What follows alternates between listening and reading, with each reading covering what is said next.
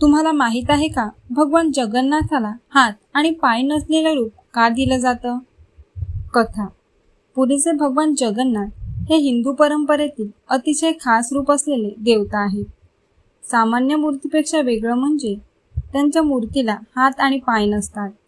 हे विशेष रूप का आहे असा प्रश्न अनेक भक्तांना पडतो. एका पुराण कथेनुसार राजा इंद्रिदमन यांनी देवशिल्पी विश्वकर्मा यांच्याकडून भगवान जगन्नाथाची मूर्ती घडवायला सांगितली. विश्वकर्मा यांनी मान्य केलं, पण एक अट घातली. माझं काम पूर्ण होईपर्यंत मला कोणीही पाहू नये.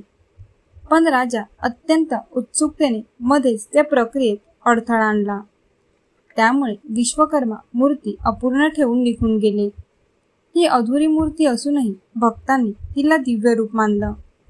धार्मिक दृष्टीने पाहिलं तर हे रूप आपल्याला सांगतं की ईश्वर हे शारीरिक मर्यादांना न जखडलेले असतात.